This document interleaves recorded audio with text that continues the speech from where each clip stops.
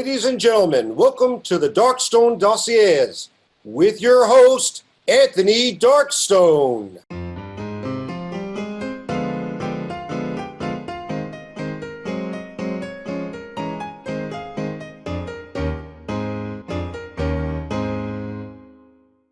They explored very different paths, and on their life's journey, they learned many different lessons. And after mastering those lessons, why, they passed them on, believing themselves to be the only truth holders, ignorant of all other philosophies. Therefore, they were unable to see their true destination.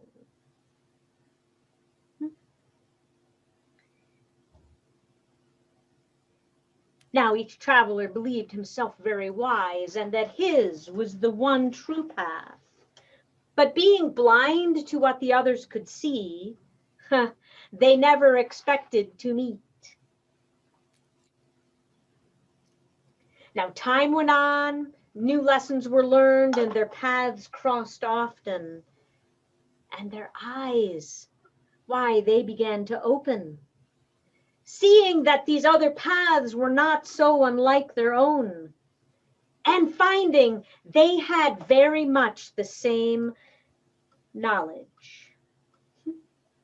And so these travelers, they decided to travel together. They approached situations from very different perspectives, not always agreeing on the final outcome. They learned from each other nonetheless, finding they weren't so very different after all. They found they could have very different paths and still travel life's road together. And now, instead of looking at a journey as something one would travel alone, having no one there by his side, they found that other travelers could actually enhance this journey, making this trip sweeter and the rewards greater. Oh, and the moral, you ask? Well, the moral of the story is, on your life's journey, know that our paths may appear very different, but our quests, they're very much the same. And if we just choose to learn from each other, well, then we may just find life's greatest treasure. Wow, wow, wow, wow, wow, wow, wow, wow. Everybody's on mute, so I'm just yelling wow for everyone. Oh, thank you. Fantastic, fantastic. Absolutely love this, and I'm sure by the reactions to all our attendees, so they do. Well, I referred to earlier, Suzanne, about some incredible things that have happened in your life and your career.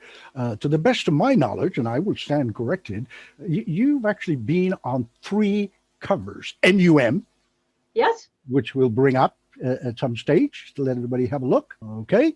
The Linking Ring. That one, yeah. I think that's the most recent. Right. And Genie. And that was the first one. I think that was 2009. Okay. Yeah. And then we have a still, which I've actually posted. There was a couple of gentlemen in Vegas. People may recall their names. I think it's Penn and Teller, but yeah. You actually managed to fool them. Where was still of you carrying that trophy with you? There it is. Yeah. Oh, hey, I even have it over here someplace. Oh, okay. Oh, maybe we can. Look at that.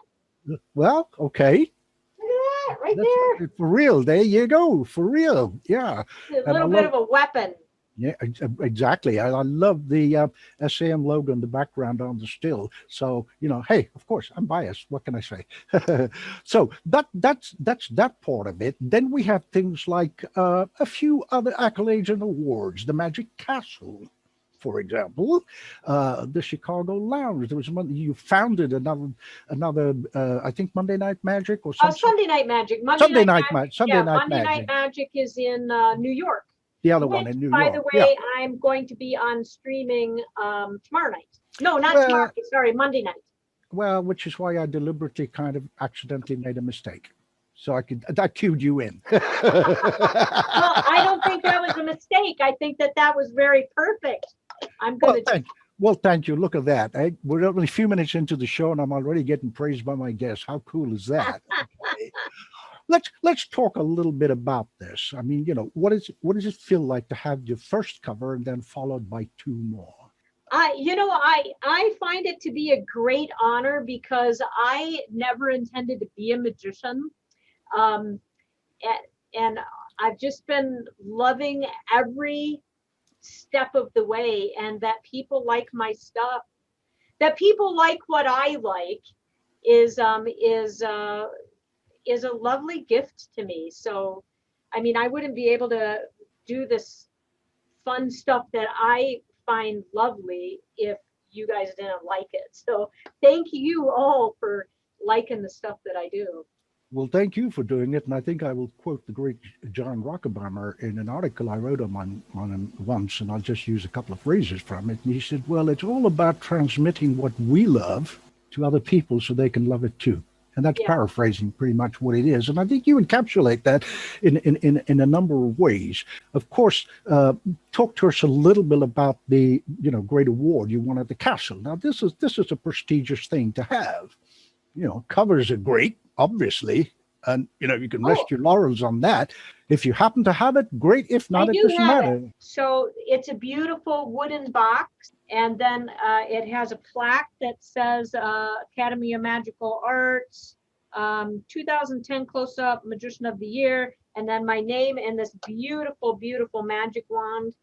And I treasure this. This is such a beautiful piece of art to me, and I was so honored, and I still get teary, even 10 years later. I'm still so teary about this award. Well, thank you for sharing that with us. We deliberately, accidentally, on purpose talked about Monday night and then Sunday night, and you've had a pretty busy time of it recently. You blew us all away at the HAOM, and then you had some stuff yesterday. You got this today. You got something on tomorrow as well. Tell us a little bit about that. What are you doing tomorrow? So tomorrow is the Unconventional Fun Convention put on by the Toronto Magic Company, which is Ben Train and Jonah Babbins. And so I'm going to be performing for that. They've got David Williamson is going to be a lecturer. They've got Ozzy Wind. They've got me. They've got a bunch of people. So go to unconventional.fun or do a Google search for it. I don't have the website, but they could go to your page. There's a link on your page, right? On my Facebook page, yes. Yeah. There's a link in there. And so I'm doing that tomorrow. And then Monday is Monday Night Magic in Chicago. So it's www.mondaynightmagic.com. Doing that. Last night I did Chicago Magic Lounge, and last Friday I also did Chicago Magic Lounge. And then, Anthony, I didn't tell you about this.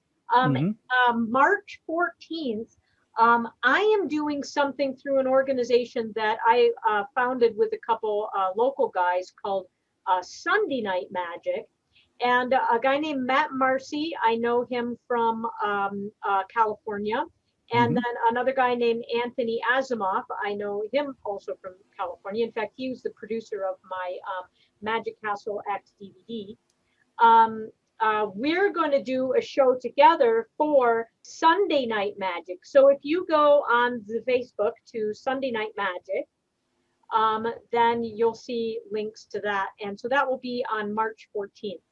Okay, that's good to know. Maybe later on in the show we can get a link or whatever, and when we have the tape, edited after the recording, we'll put it up there for people to see. That'll be out well before March 14th. So the link, which will go on the SAM Vimeo showcase, but it also goes on channel 14 on abra.tv and on channel 20 on Amber.tv, which is run, and the head honcho there is Tim Wise, who is our president, first VP elect for our International Assembly, of which you're a member. And we have a number of members from the International Assembly here. I've had a quick look at the gallery. We've got Elmo from Finland. We've got the great legendary Mr. Keith Churcher here from England. We have, Scott Wells and all these other wonderful people. I can't remember everybody's name that's here. But anyway, having said that, I know you'll remember, and I'm delighted to be instrumental in talking to you and saying, hey, come on back in. The SAM needs you because you were so busy, your membership lapsed. But again, thanks to wonderful, wonderful lady that I cannot praise enough, Mano Rodriguez, our administrator. She got it all organized and done, and that was it. Just fantastic. Talk to us a little bit now about this Magic Lounge that you're involved with, or you helped to found. I didn't help found the Chicago Magic Lounge. That's a lovely place in Chicago. I think you showed a picture of that before. It's a lovely venue in Chicago. And Ben Barnes is part of that. And so that is a really lovely venue. So that is what would be like if we're thinking about comparing it to the Magic Castle. Which on some level you can and on some level you can't. That's the 654 Club.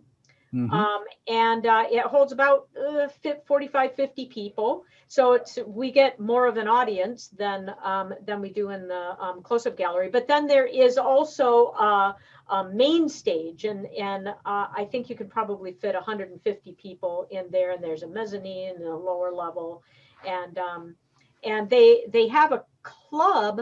I wish I could remember the name of that club. It's like the Round Table or something like that.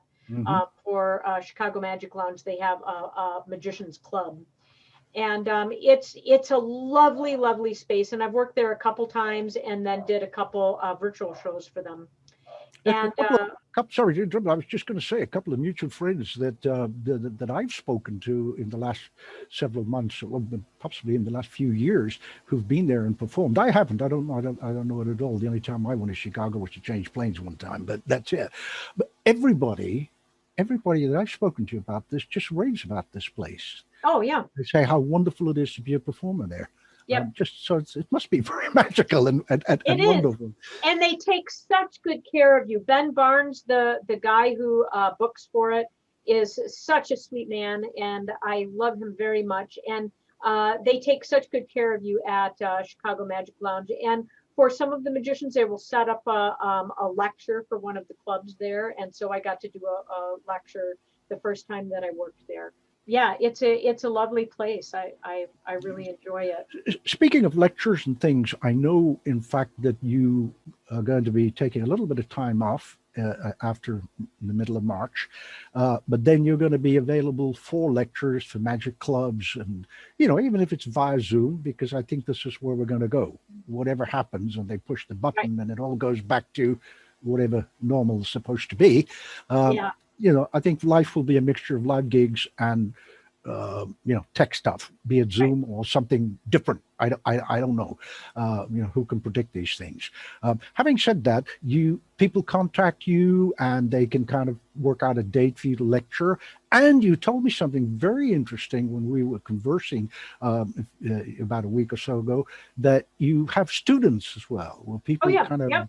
Yeah, how does that work? I have some local students that I actually go and mentor. Well, there's only one student that I will go to his house because I know that his family is very safe. His mom and dad work at home, and his dad works for a company that actually makes hand sanitizers. So I know that they are very safe. And then I have some other students that I teach over Zoom, and then I give lectures over Zoom as well. Right. So it's a simple matter of people are kind of going, oh, wow, I want to learn this or I want to learn that. Right. And you can, they can get in touch with you and you can talk. Is this a plug? Absolutely. Why not? I mean, that's what it's all about. It's sharing. Well, let me plug this fun thing then. I like to help people with stuff that they already know, because I actually think that magicians know too much stuff already, and so they already have too many tricks. So find something that you know already that you would like to make better, and send me a video of that, and then I can help you make it better. We can work on scripting, we can work on blocking, we can work on timing and stuff like that. That is what I really enjoy doing, is making the piece that you already have be more you, and be more that it really gets across the message that you want to Right. get across. And like with this piece and with the Band-Aid piece, it's that kind of work that I would like to help people with. Absolutely, because I think there were not sufficient mentors in magic. It seems to me, and some of us have been around for a little while. There are a lot of new people springing up, going, "I got a lecture, and I can teach you this, and I can teach you that," and kind of forget the whole purpose of what we're doing and why, and more importantly, how. So I think there are not enough mentors, and amongst those, and I don't really mean to bring this up, but does need saying. How would a young lady, or for that matter, seek out a mentor? I mean, in this, even in this day of Zoom and tech stuff, it's very difficult to go to people that you don't know, or just heard of. Whereas I think you've got this wonderful facet here by being female and being able to relate to other females. We don't want to get into the whole debate about, female magic. That's all being done to death. We don't really need to go there. So, but I'm saying that's there are a lot of people. I know one of them in our assembly is a young lady. I won't mention her name, but she's kind of go, where do I go for that? Who do I go and talk to, about something? So this is a kind of very important facet, and that is actually offered in, albeit somewhat obliquely, in the SAM, and to the best of my knowledge, the only magic organization that's doing that. I mean, the Circle does something, the IBM does something, but this kind of intimacy of the SAM, and the types of lectures that they have. I mean, when was it? I think it was Friday. That somebody correct me, and I know we had Meadow Perry. So, how do you get to go and learn about stuff like that? So, and then, Carissa Hendricks and people like that. So someone can actually get in touch with you and go, "Hi, I'm 23 years old. I'm female. I live in, wherever, Sioux City, Iowa, or San Diego. Can I come be your student? And can you mentor me?" And that's how the relationship works. And being of the same gender, it feels safer and more secure. It probably does feel safer, but I want to let your audience know that it's not. I never really approached my magic about being a female magician, even though at times I have that in my promo stuff, because I don't know, the world wants that. But I want to be a magician first, Right. and then who just happens to be a woman. That my being a woman doesn't have anything to do with the magic. So yeah, when I take on a student, unless they're specifically looking for something, hey, how can I make this very masculine trick be more feminine, and then we could brainstorm about it. That's not necessarily going to be my approach. And at the same time, I can understand that having a woman mentor, when you are a woman, would feel safer in this day and age than having a man mentor. I mean, I don't know that it's going to make a whole lot of difference in the kind of stuff that you're going to learn. Oh, Do it you know shouldn't, what I'm and saying? it should. I do Um, indeed, and it shouldn't make any difference because, my years in this in showbiz, I have never heard anybody being introduced, and here is a female singer. What? And right. here is a Yeah. female dancer. What? Right. What what is that all about, Well, really? and I think it's because we are an anomaly. I mean, I can't remember the numbers, but I asked some of the clubs, and I think it's only about 15% of the membership are women. Um, uh, you guys might be able to correct me on that for the SAM. Well, we could check that and look it up, but I think Yeah, I mean, it's an interesting little factoid, I think. And I don't, I mean, I really think it has to do with men are just more drawn to this kind of puzzle aspect. And then there's also a power dynamic, and Mm, women are brought up indeed. to not be able to be powerful. And so there's a lot of things that why women as aren't as drawn to men. Dominant, shall we say, or drawn to, and then there Right. are other things that they are dominant. And for example, and I'm sure, I mean, you did this on Penn and Teller's Foolish, and some folks here have seen it, and it's just a thing of absolute artistic beauty that goes beyond magic, and that's your signature piece. Now, you cannot do that unless you're a mom. I mean, it's that simple. You know, the band-aid on your head. In fact, somebody made up a deck that you had to guess who the magician was, and I think we have this still here, which we'll pull up. And the deck showed various things like a goldfish, and people went, "Oh yeah, my king." Let's see if we can pull this one up, and people have to guess who it is. I mean, we've already told them it's you. Can we pull that up? Actually, that photo's not coming through, unfortunately. That's not okay. All right. Well, we'll look at it. We'll look at it later on. We got a couple of other photos to talk about. I want to move away a little bit from magic. Stay with it, but kind of move a little away from magic. And I want to be able to, if you don't mind, go into the psyche of Suzanne. Not necessarily. Well, I know a couple of people here, myself, and certainly most illustrious. We love dogs and horses. Absolutely. I mean, no question about it. And I know you do too.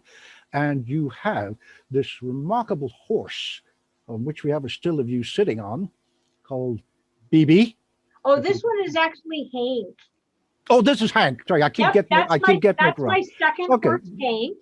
And he was a Tennessee walking horse, and I got him when he was about 14, and he was very shut down. And I started doing trick training with him, and he could like pick up a bucket, and he would. I taught him first picking up a bucket, but then I taught him how to pick up my baseball hat, because if I'm out riding bareback on the trail and my hat comes off, I'm really little, y'all. If you haven't met me, I'm only 5 feet tall. So, and he was 15'2", which is. Yeah, I was going to say, he looks like about 14 hands, more or less. Yeah, is he? No, he was 15'2", which is 15 to 60 inches, and then add another 2 inches on top of that. Okay. Yeah. And so if I had to get off to get my hat, I wouldn't be able to get back on him. So I taught him how to pick up the hat with his mouth and come back and give it to me, so I could put my hat back on. Well, that's quite a remarkable feat. People looking at that picture and going, "Yeah, that's Suzanne sitting on a horse." No, that's not Suzanne sitting on a horse. There's no saddle. And if anybody's done any kind of riding, however little or large, that's not the easiest thing in the world to do, to sit on a horse bareback. And I never put a bit in his mouth either.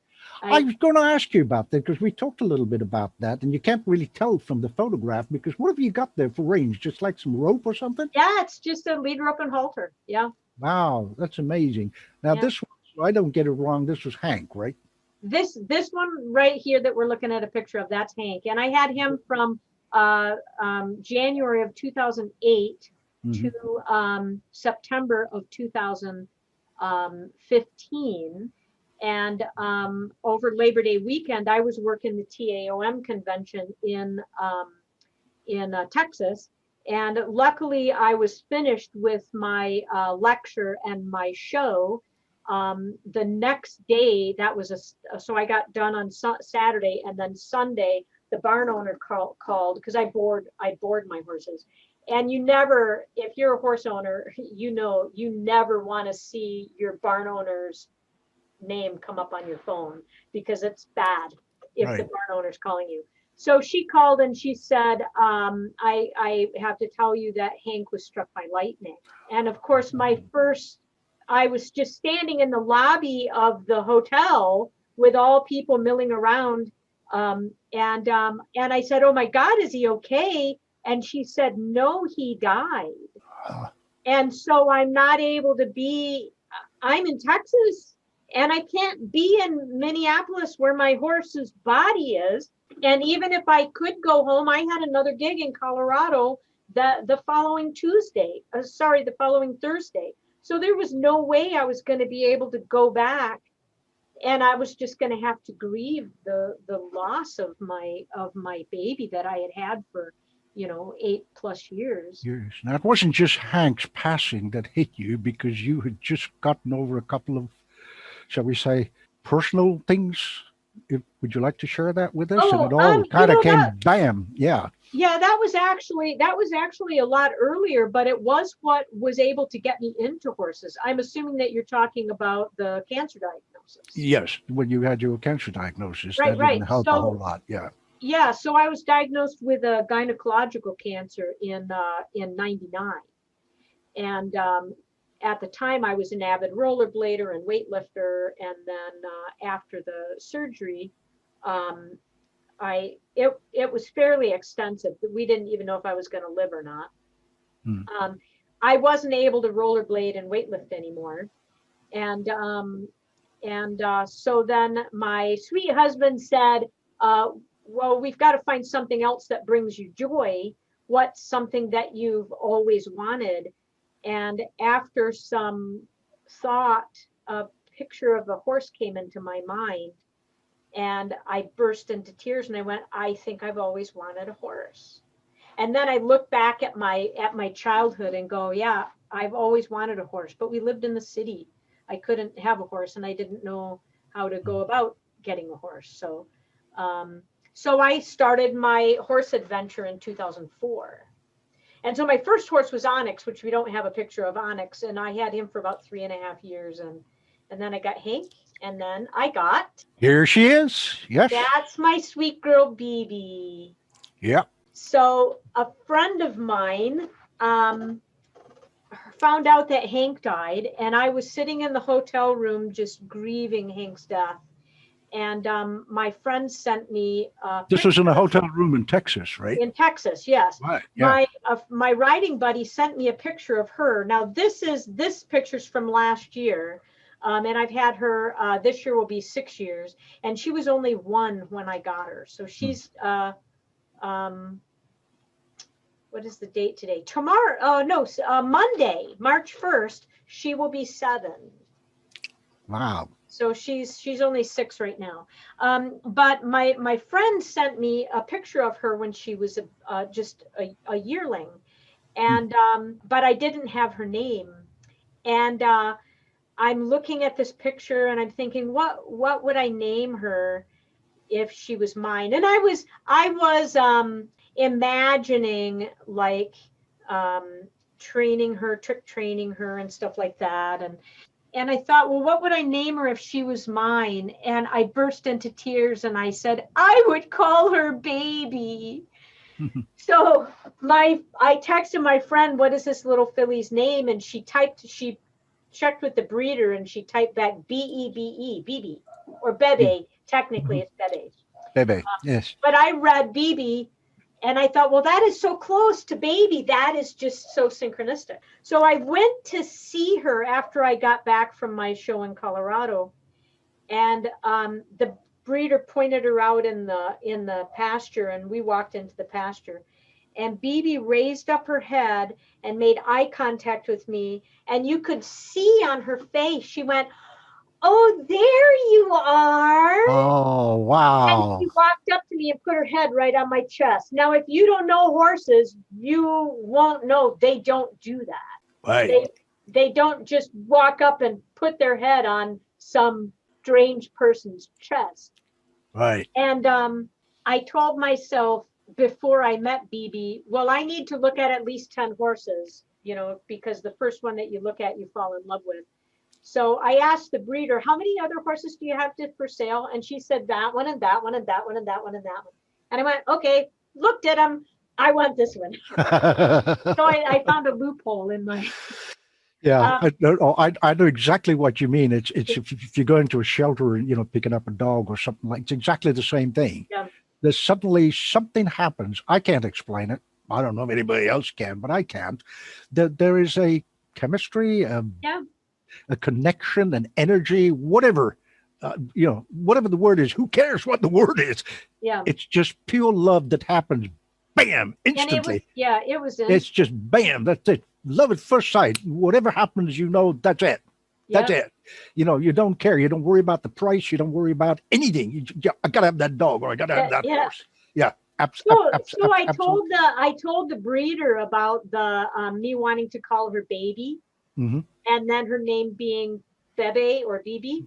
Hmm. And I told her about that, and she said, "Oh wow, I just changed her name. I just changed her name to Bebe."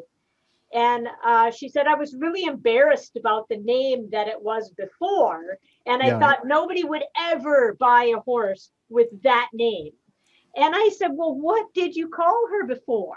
Because I thought it was going to be something really dumb. Mhm. She said, "I was calling her baby." Oh wow. Right? So I mean, it's a little too woo woo for me, but that was like the ether Yeah, well, sending hey, me you know all of what? that. It's good woo woo It's because good. Yeah. bebe, oh baby, baby, whatever. In other languages, it's bebe, It's and it baby. means So baby. It means yeah. baby. In other languages as well. Yep. Now, I don't want to really go into this, but I kind of do in a way for people watching this live and at the same time when they watch the clip. Uh, because what touched me about you is that your journey back after hearing, okay, you've achieved a certain amount of fame, and you're doing very well in the art that you perform, etc. And then suddenly, you get this diagnosis. Um, and the reason I want to bring it up, and I did ask your permission way before the show and said, could we talk about that? And you said, yeah, sure, because I'd like you to, because it's going to be inspirational to somebody either watching today or Sure. watching the clip later down the line, that you don't necessarily have to go, oh my god, this is it, that there is life after tragedy, if I can Yeah. call it that. I'm assuming that you're talking about the day after story that I sent to you. Yeah. Pretty much, yes. Yeah. So when I was diagnosed with cancer, it was a shock, and the doc was saying, well, we don't know how far it is. It could Mm. be in your kidneys, it could be in your bladder, but we've got to send you to the U. So I went to the U and got a further diagnosis from the an oncologist there at the U. And she said, "Yep, definitely, we need to do surgery as soon as possible. 2 weeks is the closest that we've got that we could get an OR, but we don't want to go any past that because we do not know how far this is, and if it's in your lymphatic system, that could get really bad." And so the day after that, and of course I'm just like distraught and crying and in Well, that's shock, understandable. and my Yeah, son is right. only 9 at the time. So I Right. mean, I'm afraid that I'm going to die, and that my son is going to grow up without a mom, and that my husband is going to have to be a single dad, and that he's going to lose his wife. And so I wasn't really afraid of dying. I'm not necessarily afraid of that, but I'm afraid about what's left Mm. after I'm gone. Like Mm. people that I have responsibility to take care of, right? Right. So I'm of course distraught and terrified, and the next day I have a show, and I have to get up, dry my eyes, get dressed, and go to the show. And it was a fancy groom's dinner at a fancy country club. And I remember this, it was very surreal because I put on my smile And I got on my coat and I'm ready and I've got my cards in my pocket and I'm going to do my strolling act for these people who the parents of the bride and groom had seen me at one of the restaurants where I work, and they wanted their guests to experience that. So I walk into the country club, and I'm like separated from this part of me that is terrified and sobbing, and the magic part of me is ready to do the show, but this other little part is just terrified. And so I don't know how I knew to do this, but I took her by the hand and I set her, and I did this mentally. I set her in a chair by the door so that she could watch and that I could keep an eye on her so that I could go do my job. I needed to be able to go and do my job. And she's sitting there kind of watching the proceedings, and she's still grieving. And I'm able to do my show. I'm able to do my act because I know it inside and out. Everything is scripted. Everything is wrote. Everything is like clockwork. And where I get into trouble, and this happens almost all the time, people want to know about me. So they'll say, are you married? Do you have kids? Oh, I bet your kid really loves watching you do magic. Oh, and they ask me all these questions. And so the bride started asking me a bunch of questions to find out about my life. And I've been asked all these questions so many times before. I have lines that I say that like, oh, that's this and that's this. And so I have answers to everything. And I was able to just kind of do everything by rote, but I was no longer in performance mode. Now I was actually like conversing, having a back and forth, which arguably my performance style is kind of a back and forth anyway, but this is less controlled than the magic portion is. And I remember this just viscerally. As she was asking me questions, that little part of me that had been sitting in the chair came right to my ear and started screaming in my ear, they don't really want to know what you really feel. They don't really want to know about your real life, because if you told them, it would wreck it all. And that I wasn't able to tell them about the cancer. I wasn't able to tell them about the turmoil that my life had just been thrown into the day before. And I needed to kind of hug that little part of me and say, sweetie, I cannot talk to you right now. You've got to go back and sit back down, and I will be with you as soon as possible. And so she got it. That little part of me got it, and she went back and she sat back down, and I was able to finish the show. And then I picked her up and carried her out when I went to my car. And then we spent a lot of time crying in the car before I could drive back. I can tell even 21 years later, I can still tell how emotional that was, because I'm a little teary about that whole thing. Well, that's very understandable, and I don't think you're alone. I'm kind of tearing up listening to it a little bit. I don't know about anybody else, but you know, the positive upside of that is thank you. I didn't die. There's a positive upside. Well, yeah, absolutely. That's a kind of given. But what I was referring to is that, you know, firstly, thank you for sharing that part of you. Because I'd asked you earlier on when we were chatting and prepping for the show, and you know, we'd done this over 2 or 3 weeks and chatted and what have you. You know, most people kind of think, well, that's great. You just bring a guest on, put the camera on, and that's it. No, it doesn't. There's a hell of a lot of prep stuff that happens. And I asked you, and you said, no, I don't mind sharing that at all. And I thought, well, you know, what a gracious thing to do. I wouldn't have brought it up without your permission, obviously. But what a gracious thing to do. And I think what you've done now, and at the risk of repeating myself, that's truly inspirational. That's truly inspirational. Because I know you've got to go and get some stuff done, you know, nothing major, but you still got to get it done, and then you'll be back in the loop after that. Yeah. And one of the things, and I only know that because when I asked you, you said, no, I can't do that. I need to do these dates. Otherwise you'll have to wait. Because of the March surgery. Yeah. Yeah. And I went, I'll tell you what, I'll change the entire schedule. You tell me which day, I'll make it work. Right? Well, I'll talk thanks, to all the because other guests. yeah, because after the surgery, I'm going to be out of it for a little bit. Yeah, So, you're going to have to recover. Yeah. so the cancer did get into my lymphatic system. So Mm, because of that, I needed 26 treatments of radiation. mm. And what was really difficult for me at the time was the surgery was in late October, and the radiation couldn't start for 6 weeks after that because you've got to heal and everything. I mean, they totally open you up Mm-hmm. to do everything that they've got to do. And I was still pretty young then. I think I was only like 38 or something like that.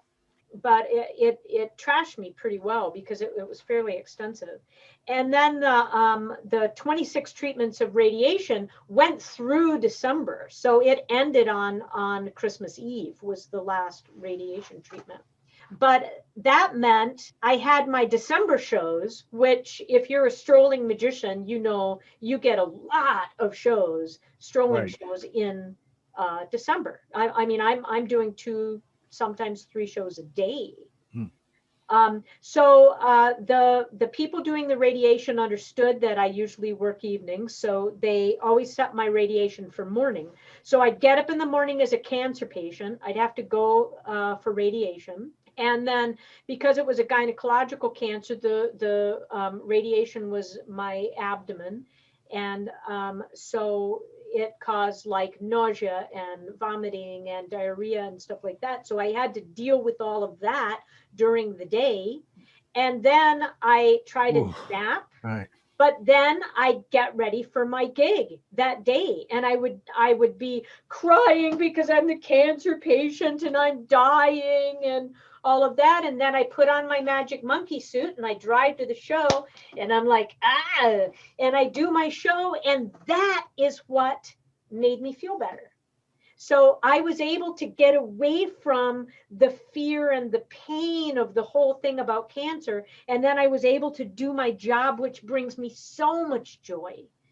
Um, and it brightened it up for me. And by the time the end of the radiation was done, I didn't have the emotional, it wasn't so bad then because I knew that I was able to go and do my show. I knew I was going to be able to smile and laugh and be happy and connect with people. And This is what happens very often in show business, as we all know, because all of us sitting here, possibly one or two exceptions, in fact, are all performers of some kind. And I think it's accredited to Plato. I don't know if he actually said it or not, but it's accredited to him. And to paraphrase it, be kind. Everybody is going through a battle you know nothing about. yep, You know, people see us and we're on stage and we're doing whatever we're doing and whatever, and they have no idea we're mourning the loss of somebody. We're mourning the loss of a pet in your case, and happened once to me with my dog, and yep, different things. But you got to do that. You got to kind of like, mm, yes, let's do it. I've just seen a very nice little thing come up. You may have seen it from Dan Sclair, who is a lifetime membership officer at the SAM, and he says magic makes you strong. yep. And I would be inclined to agree with that from my own personal empirical experience. I don't know about anybody else, but I think you would just about agree with it too, right? Oh, absolutely. I know for me, magic gets me into this flow experience. Anthony, we didn't talk about this. Have you ever heard of Mihai Csikszentmihalyi? He's a physicist, I think, but he talks about finding flow. I highly recommend that book, Finding Flow, and it's helped me tremendously with my with performing, understanding how flow works. Mm-hmm. And I find myself getting into flow, like I kind of feel in flow right now, to where I'm not having to think about what to say. I'm not having to really, of course, when I say that, then I jump out of flow, but it just kind of puts you in this state where you're flowing with everything. And if you can get into that when you're performing, then you have this observer self that observes your performance, and then you can Yes. correct it in little parts. So But Finding Flow is a book that I would highly recommend. It's not about magic. It's about Oh, it's fine. It how is we, about magic, a different kind, a obviously. different kind of magic. Correct. Yeah, Correct. yeah. Yeah. There's all kinds of magic. Well, I know for a fact we have another one of our International Assembly members here, Mr. Paul Abbey from England, and he and I have spoken about, Tai Chi, and the Chinese called Qi, and the Japanese called Qigong. Ki. Exactly. Yeah, that kind of internal Qigong, more the art, if you like, but the internal energy, the prana. Yes, and Yep. to some degree, whether it's Stanislavski in New York teaching you method acting, or someone else, yes, it's that flow that you have to create within yourself. And I think in your case, I'm so glad you mentioned that. I really truly am. I'm not just saying that because you're here. I truly am, because there are so many people in show business, magic included as well, who tend to forget that. It's not just coming on, I do one trick after another and that's it. Look at me, I've done some tricks and I've fooled you. No, it's not what it's about. It's about a performance, and it's about using that phrase of John Rockefeller's that he told me when I was writing about it, making people love what you love. And Yeah. how can you do that unless you create the flow and love yourself? I mean, would you agree with that? Oh, I absolutely. I mean, I like to share this aspect of myself that's, and I can make it bigger than like me.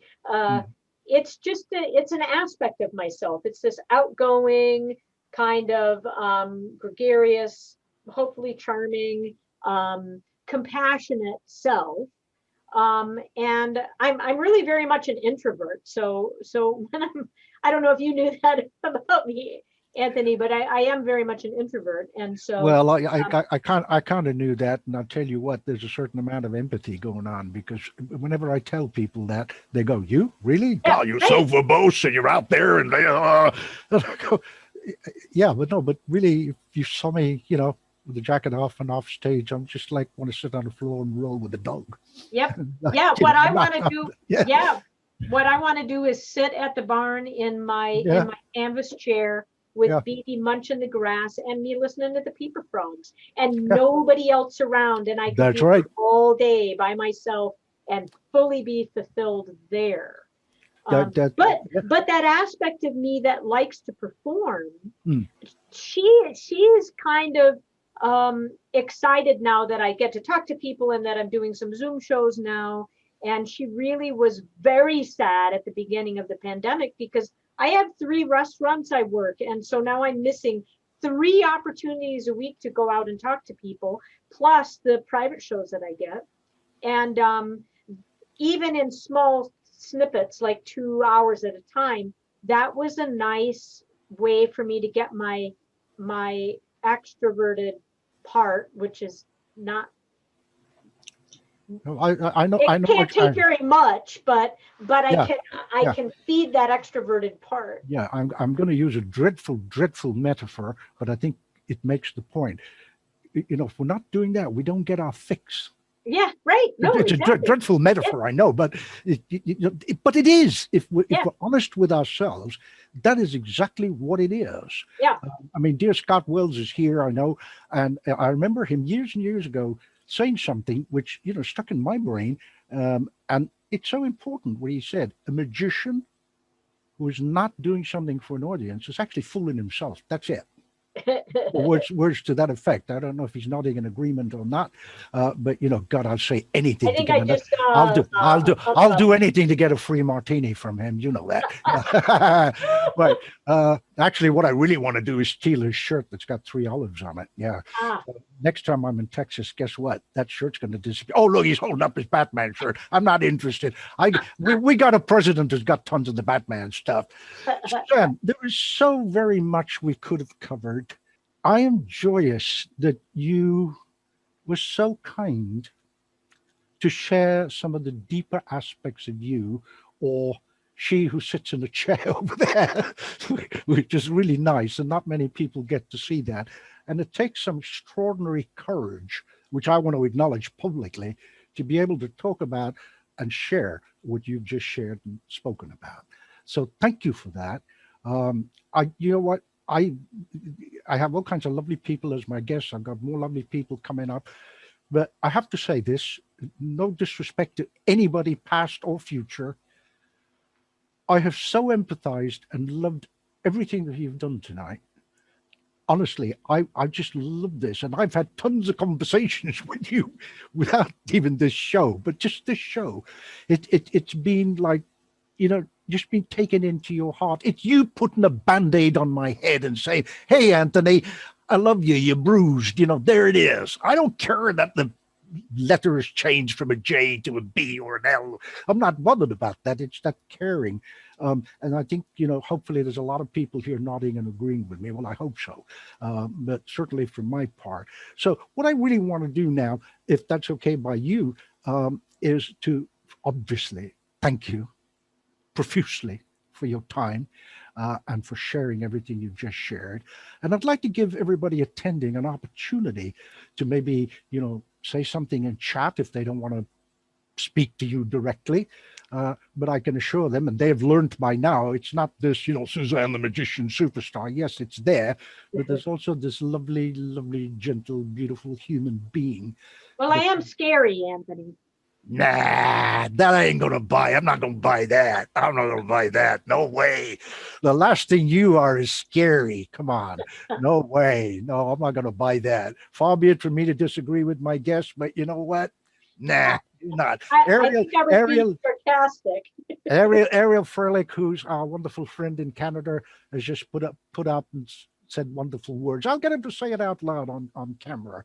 So I think, firstly, thank you. My thanks to very, very quickly to our Dean, George Schindler, to our President-elect, Mr. Tom Gentile, and of course, obviously, most illustrious Joel Zawitsky, and indeed, our wonderful man, I always call him riding shotgun, which is Brett, who takes care of the room and gallery and makes sure everything rolls as it should, because I'm an idiot and I don't know any of that stuff. Really, I'm not. I don't know.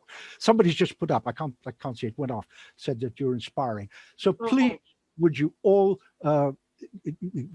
give a nice round of applause, either in the Zoom way or put your mics on and close. I am, because I can't think of another word.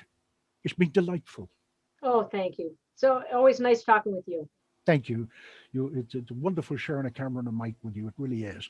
So could we please, most illustrious, open up the chat and the... question for Suzanne? I'm going to grab a bottle of water. Ask the question. All right. Sure, go ahead. The wand you got from the Magic Castle, does the wand present itself when you open the box? Well, here, let's open it up. It's got a little... I'm familiar with a gentleman that came up with that idea. I'm wondering if it was okay. It just locks in.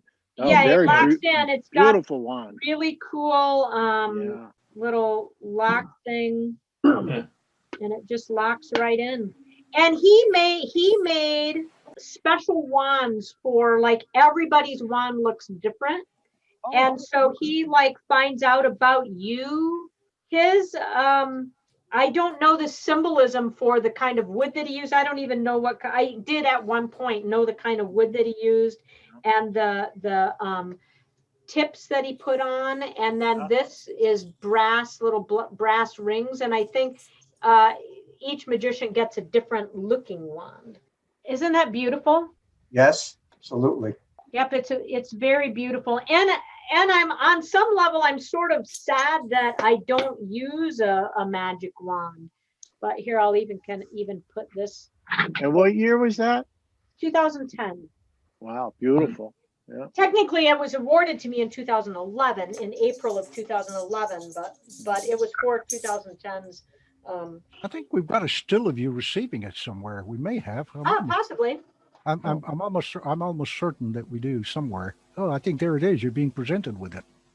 Oh, okay. Oh yeah, and that's Keith David. He was in a lot of really wonderful.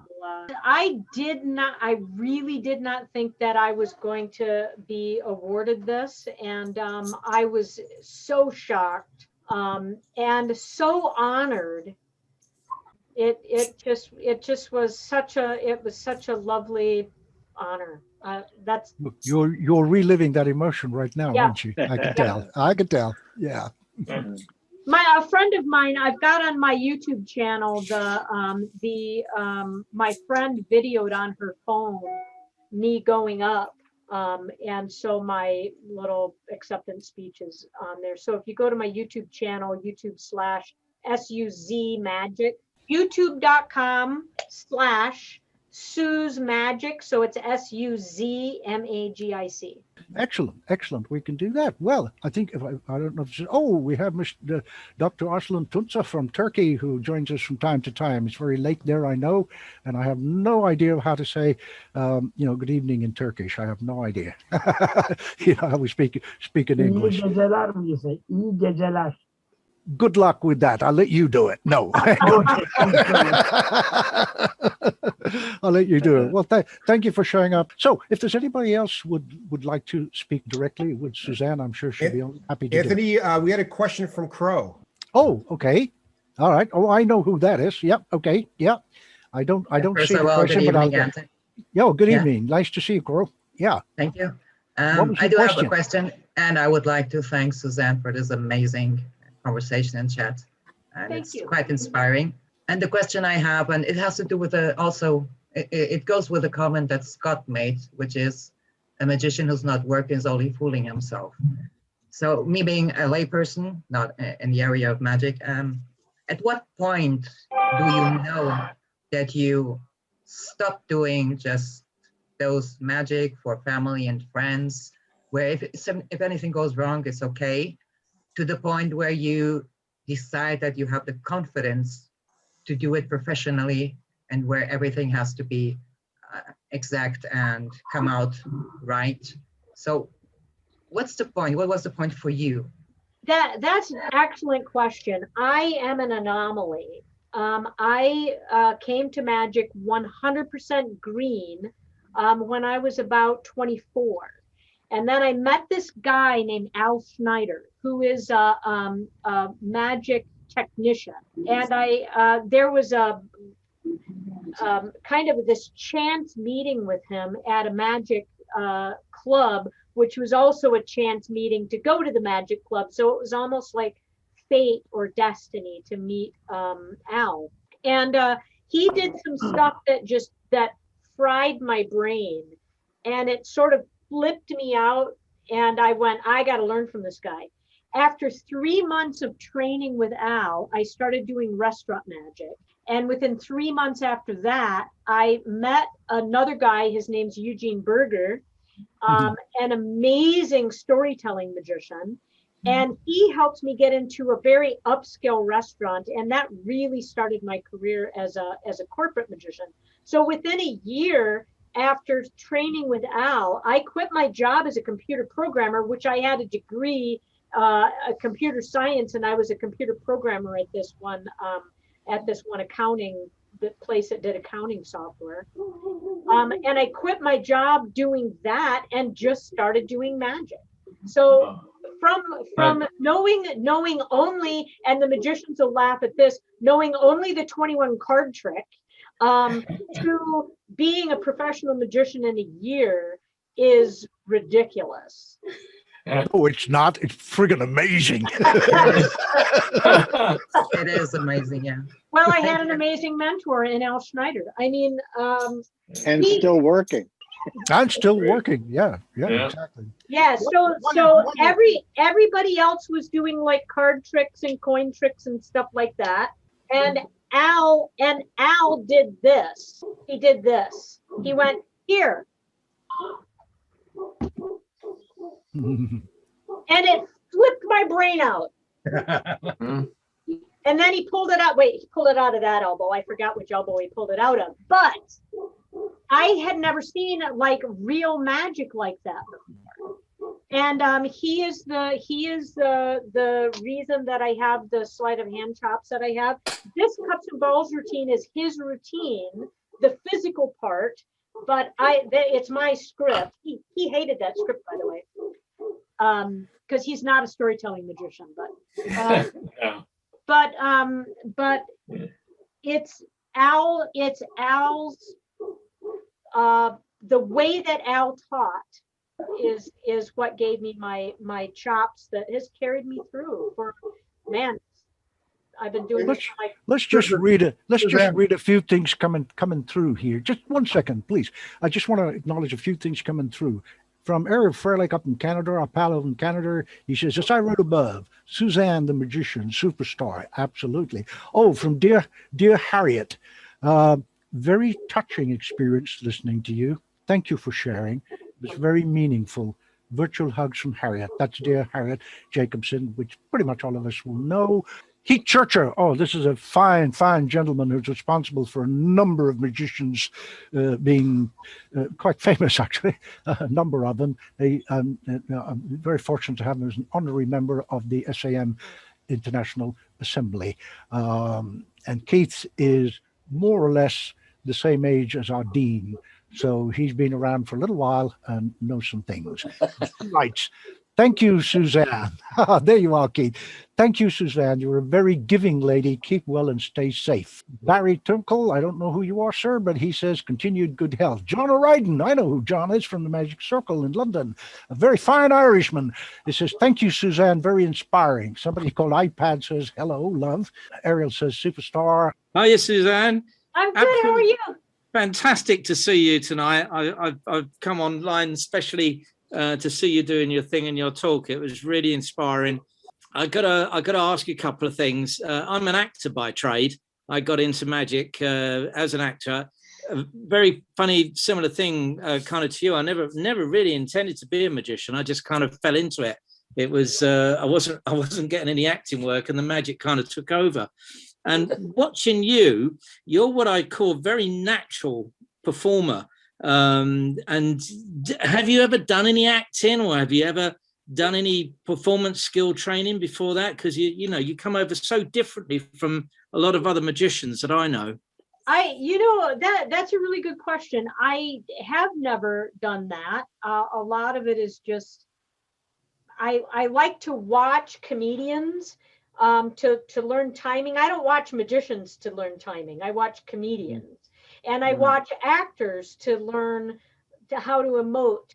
But I've never really had any like official training. When I first started doing this, you'll laugh, I'm sure. When I first started doing this cups and balls routine, the scripting sounded very much like Captain Kirk from Star Trek. I sounded very like I overdid lines, and I was very dramatic. But videoing it and going, oh yeah, I don't like that, and comparing it to actors that I really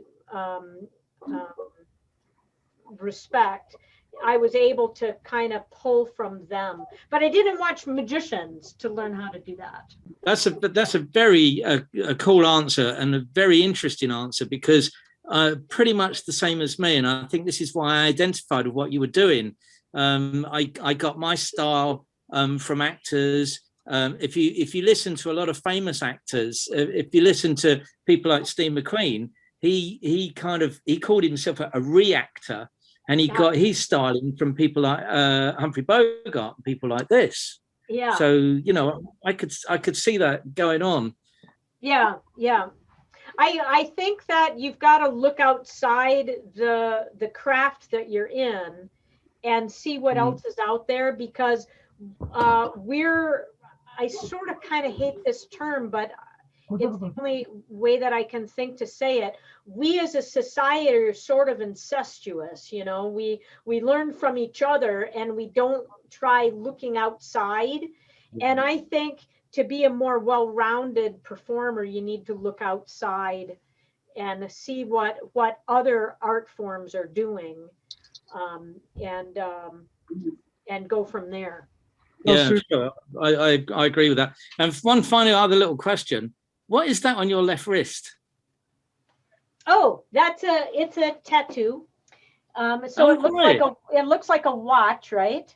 Yeah, but I thought it was... the face is an infinity sign, and then the band is all an infinity, and it has a watch stem on it too. I don't know if you can see that from there. Yeah. I can get closer to the camera if you want to see it closer. So it's just looks like a watch. Yeah. And I actually think it was a very, very thin, fine designer watch from the distance. That's very cool. yeah, people think I'm just wearing a watch, but yeah, it's a tattoo. And this is really because I was working with healing a lot of trauma from the cancer diagnosis, which I'll just add, and this doesn't have anything to do with the day after thing, but I had been misdiagnosed for like 6 years. And so the person who was medically caring for me, wanted it to be something different. And so I was misdiagnosed for a very long time, and it wouldn't have got as far as it did if she had done what she was supposed to do. And so, this is to remind me to just stay here, to be here now, and to live in the moment, because that's all we have is the moment. An infinity sign, instead of writing now, I decided to write infinity. So well, that is so you. And speaking of so you, there's a wonderful lady here. I don't know her personally, but I have heard of her, and I'm sure you will know who she is. Jennifer Grimm. Yeah, and she says, when you were talking about women magicians, Suzanne and I have been the only 2 female presidents of IBM Ring 19 in Minneapolis so far. I like the so far bit. Oh, yes. and our dear pal, lovish man to bitch, Scott Wells, says that he actually also trained with Al, and he's still using some of his work, as I understand, Scott. I've enjoyed the conversation that you had here with Tony this evening. So it's been wonderful listening. It's been kind of lurking here in the background. But yeah, Al Schneider had this great workshop, and that was one of the first things I had learned, and still today, it's just the technique of how to practice. Yeah. He had something, back then that was so very important, certainly. And someone had asked earlier about when you're turning professional. And that reminded me of what I used to do. I felt comfortable, as most of you magicians do when you're starting out. You feel comfortable performing for friends and family. And so I was doing that for a very long time. There were always people in my audience who were friends I knew, because I was just, as I was getting started, really kind of in a smaller area, basically. And I remember once there was a couple who I knew, and I was doing a big stage show with doves and zigzag and everything. And the next day I was asking them if they enjoyed the show. And they said, oh, we had to leave early. And that was the very first time I thought, so I was actually performing in front of a complete group of strangers. Because prior to that, I had at least one person in the audience. I felt I was performing for them personally. But now I thought, okay, and they love me, the rest of the audience. So I guess I am a professional. I can perform for strangers, and I don't need to have friends in the audience to feel professional. Anyhow, that was my transition. I didn't have any family in town, because I moved to Minneapolis from Battle Creek, Michigan, where I grew up, to be with my then boyfriend. I ended up marrying him. I was gonna make a joke, but I won't. But yeah, so I ended up like moving here, and so it was like only him, and he was in a band. And I would go and watch him play. And then the people who came out to see him, I would do magic for them, and they'd go, "What?" at the table. And then all these other people around wanted to know what they were going about. And so they asked me to go over and do magic for them at their tables. And so I was just at this dive bar where my husband was playing in some, or boyfriend at the time was playing in some country band, and doing magic for people I didn't know, drunk people that I didn't know. And then I started working at like a family style restaurant, 2 family style restaurants. And that it just got to where I was performing for strangers more than I was performing for family, because I didn't have family. You performed for drunk people? My gosh, well, I'm sure that's never happened to any of us Any of us, ever. The best audience. Yeah. Well, I'll tell you what. Yeah, that separates the girls from the women and the boys from the men. If you've never done that, you have no idea what I'm talking about. Oh, And if I you have, love the drunk you're gonna people. nod your head and go, "Yeah, been there, done that, got the T-shirt." Yeah. I love the drunk people are my favorite audiences because if my audiences are real compliant, it doesn't get. I want a challenge, kind of. I mean, I don't want people to be mean or grabby or anything like that, but I do like to have a little bit of a challenge, and yeah. So I like performing for drunk people. Suzanne, when you do your Band-Aid magic trick, I heard a little bit the other night of your story behind how you really upped that before you took that to Penn and Teller. But it seemed like there was an emotional attachment to that. And I was just wondering, when you're creating your magic, do you have that in mind to get people emotionally attached to the magic? And if so, what are some of the techniques you use to draw them in that way? Are you talking about me being emotionally attached to the actual trick itself? No, you drawing people in, not just as a participant, but as somebody who is emotionally attached to the story you're telling. Oh, I see. I see. On heartstrings. I think some of it is that I know the things that are important to me, and how the script for that came about was my son banged his elbow when he was a little kid, and elbow bangs hurt really bad, and I can relate to that. And he wanted a Band-Aid because it hurt so bad. And I had seen the inventor of the Band-Aid transpo, Joe Given. He's the one who invented that, the original version of that. I had seen him do that piece at an IBM convention that came to Minneapolis. And I thought, oh, I would never do that trick because his presentation did not speak to me. And I'm not saying anything bad about the presentation. I'm just saying I didn't connect with it. But then I bought the lecture notes because it was a neat puzzle. But when my son banged his elbow and wanted a Band-Aid, it was like what that trick actually meant to me wrote itself. It just came forefront in my frontal cortex and was like, that's the trick. And so after I gave the kid the Band-Aid, then I wrote the script down, and it's kind of evolved a little bit, but really for the most part, it's the way that it happened, you know? So most of your tricks then, when you emotionally draw in the audience, you're drawn off of your personal experiences? Yeah, right. And this as well, this is my personal experience, this having 3 different travelers or 2 friends of your own, and you all follow a different path. Like maybe you're a magician and your friend is a musician and your other friend is a lawyer, and you all follow different paths with different philosophies.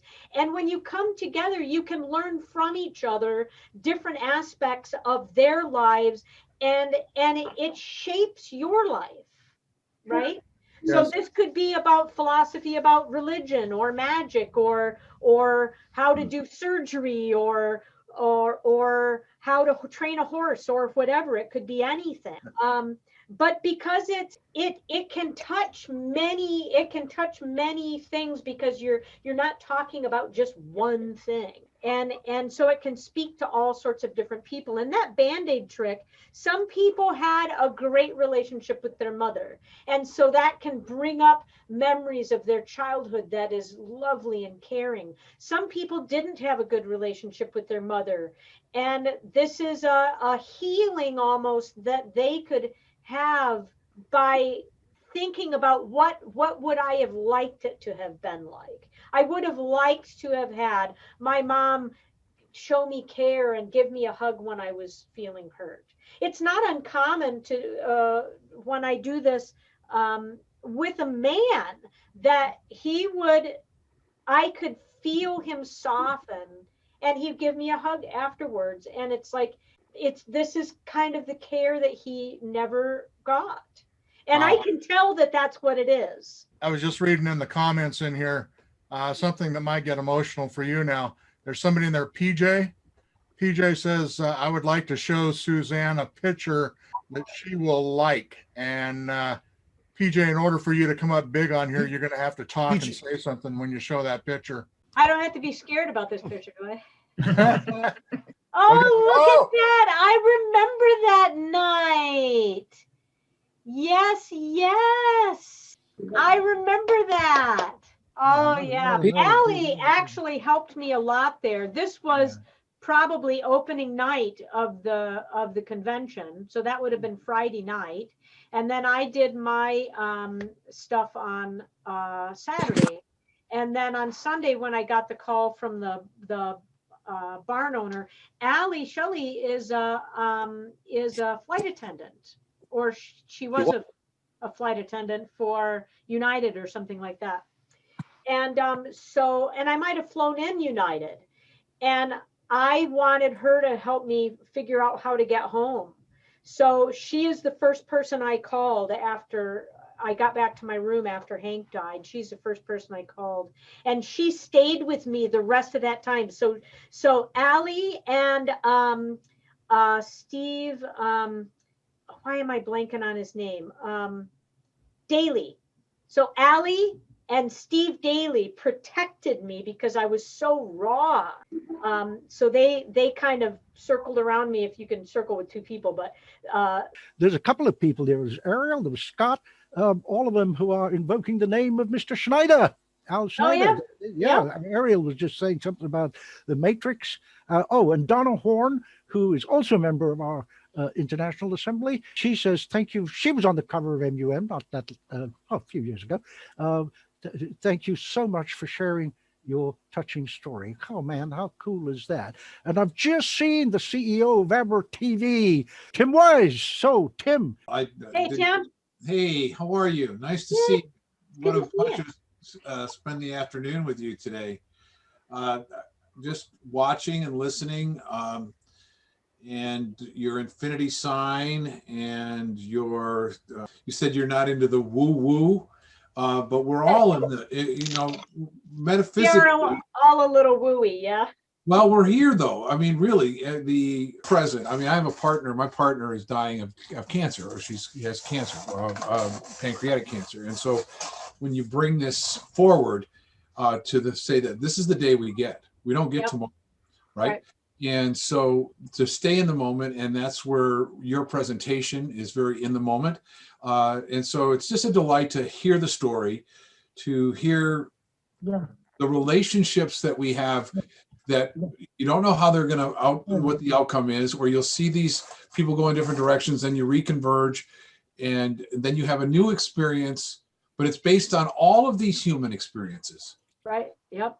Right. So how much fun. It was a delight to watch and listen today. And, you're a rock star in our world, and we appreciate you so much. And I guess that's my 2 cents. It's nice to see you.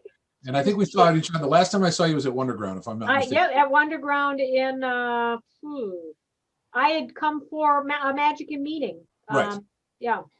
Yeah. And lovely dear Eugene, who was very important to all of us, and understanding how important how important scripting is in our performance. And some people, some magicians are tricksters, and some people understand the value of storytelling, and you certainly do. So thank you again. It's a pleasure to see you, and continued success. Really. Thanks. It's good to see you. Well, I think all of us at one time or the other at Wonderground had the pleasure of Tim. That's where I first met him. In fact, he was emceeing when I did some things a couple of years ago. And we who really brought us all together is Mr. McBride. Mr. Jeff McBride. Yeah, Jeff brought us together. That's right. Really that was fun. And then we've stayed good buddies, and working on a couple of things together. Got him into the International Assembly, and we got Aber News. Am I plugging all that? Absolutely, I'm plugging it, because what is Aber News? You're unabashed, Anthony. You are unabashed. No, man. Listen, it's all about sharing, Because Aber News. We talk about Bruce Calber lecturing. We bring magic news from the Magic Circle. We bring magic news from the IBM. We pay respects to people who've passed. You know, if you don't know it, go check it out. I mean, it's there. It's not costing you a dime, and that's what we're doing. It's not costing you yet. I mean, actually, Ah, Suzanne, okay. say Well, something. What were you going to say? Suzanne, what were you going to say? You no, were gonna I was just going to say Suzanne people was know gonna what. Suzanne. Yes, Yeah, of course. I just did a thing, a little talk with Larry Haas were you there, Tim? try to attend as many things as Jeff is producing. They're so prolific at the school right now, so it's hard to Yeah, catch. this was was it this one? Nope. I've been doing so many Zooms. Oh, here it is. Larry Haas did for a Mystery School Monday, episode 505. Yes. And so it's an appearing on a Penn and Teller Fool Us thing. And then Yes, just I was in the room that day. Oh, yeah. And I thought that I had seen you there. So if you guys watch any of the Mystery School stuff, I go in more depth about. Yeah, the whole episode was around being on Fool Us, right? Yep, And Johnny's influence. Man, when we start talking about people that are really important, Johnny, come on. Johnny and and I had to, when I was producing Hollywood Stars of Magic up close in Vegas, Johnny did his last performance in my theater. Oh, wow. And of course, we didn't know that. He was supposed to be scheduled a few weeks later at the Magic Castle, and then it was over. And then the realization. But no, to have Johnny as a mentor to guide you through that was amazing. Yeah, it was absolutely amazing to get to know Johnny and to be able to call him a friend. We're the lucky ones, right? Yep. And to be able to call Eugene Berger my friend. I mean. Oh, absolutely. How blessed were we to have known him and spent time with him. Just amazing. There's a backstory which I won't tell now, which is how we became Anthony Darkstone. Yes, Darkstone is actually my maternal grandfather's name. But what I will do is, I think you're probably tired and you got a gig coming up tomorrow. You need some food and rest, don't you, Suzanne? Oh, yeah. Yeah, exactly. So I think maybe the time has now come for all of us to say, maybe give a nice round of applause. You've got your mics off, so do it. You don't need to do the Zoom thing, right? Thank you. Yeah. Thanks to Suzanne. Thanks to everybody who attended. Goes, hey, it's Ariel. Right. Hey, Ariel. Hey, Suze. Yeah. Another man I love right there. Yeah, absolutely. One of the great minds of magic. Yep. The great minds of magic. So thank you to everybody. Anthony? Nobody else has got. Yes, sir. Can I make an announcement, please? Please do, Dan. Please. I put it in the chat, but my club, the Central Connecticut Magicians Association, our March 8th Zoom meeting at 7:30 p.m. We're hosting Joyce Zachary, National Secretary of SAM. If anybody's interested in attending, my email is in the chat. Let me know. You have to be a SAM member to attend. What time is this? 7:30 p.m. Yeah. Eastern, Central, Eastern. what? Eastern. Okay. All right. Okay. Because now whenever I make posts as well, I always put in the UK time so people can kind of judge it from various parts of Europe that we have members in. And then I always kind of add the bit, check Google for your local times. I have no idea what a member in Singapore's time is. I really don't. Or the other member in Malaysia or whatever, But anyway, there we are. Ladies and gentlemen, thank you so much. Oh, we have a lovely thank you from John O'Riordan. John, do you want to say a few words or you want to just stay with the chat? There's another fine gentleman of magic, a great gentleman from Ireland. So, no, John is quite happy just to stay in chat. Okay. It was very inspirational tonight to listen to Suzanne. That was fantastic. Thank you. Thank you. All right. Ladies and gentlemen, I think all that I have to do is once again, I keep doing this, but why not? Thank you to everybody. Thank you to Most Illustrious and for Brett for always handling all the tech stuff behind the scenes and sometimes in front of the scenes. And of course, to truly remarkable lady, Suzanne. Thank you, Anthony.